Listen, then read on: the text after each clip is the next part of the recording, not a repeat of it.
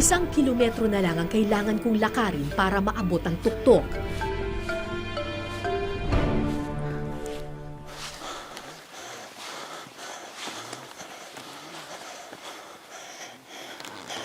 Inakay na ako ng aming Malaysian guide at pinilit akong maglakad kahit bumibigay na ang aking katawan. One step at a time, Zahirins. Yeah.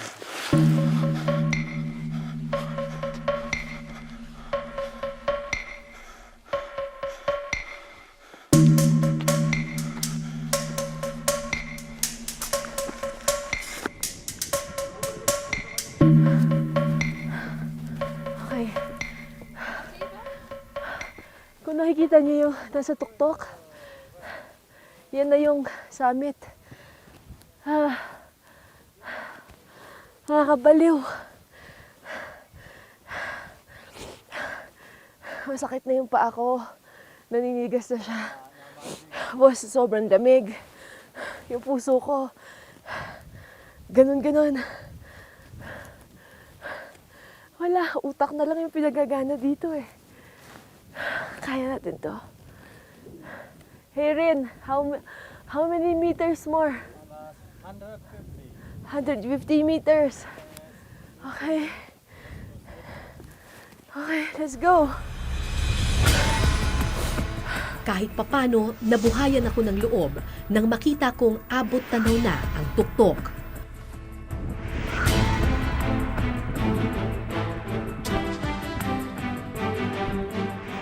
Pero para maabot ang summit, kailangan ko pang dumaan sa malalaking bato.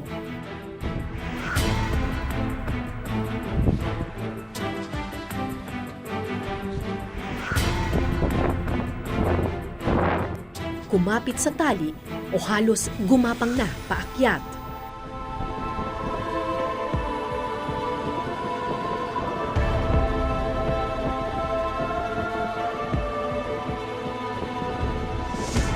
Dahan-dahan, mahalaga ang bawat hakbang.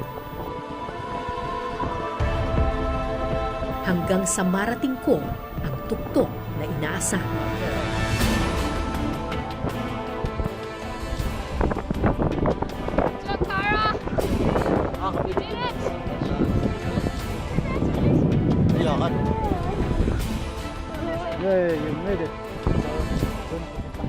Noong mga oras na iyon, walang ibang pumasok sa aking isip kundi, salamat, Panginoon.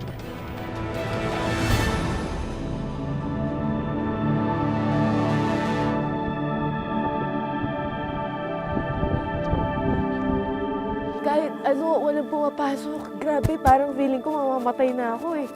Yung puso ko parang, kahit na ganun ka, parang maninikip. Ang hirap, hirap.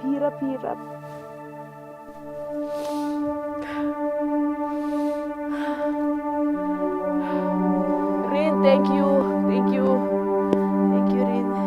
Lord. Thank you, Lord.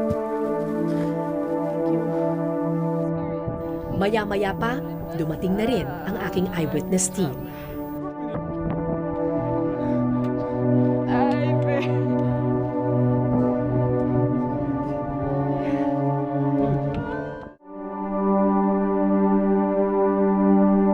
Bakit nga ba tayo umaakyat ng bundok?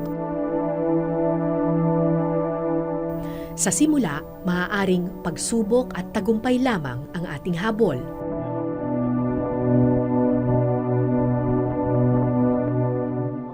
Pero oras na marating mo ang tuktok, maiisip mo, hindi sa iyo umiikot ang mundo.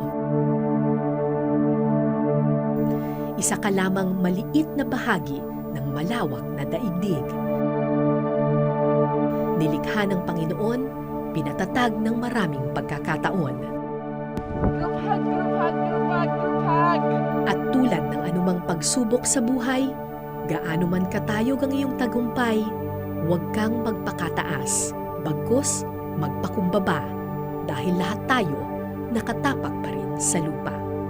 Ako po si Cara David at ito po ang Eyewitness.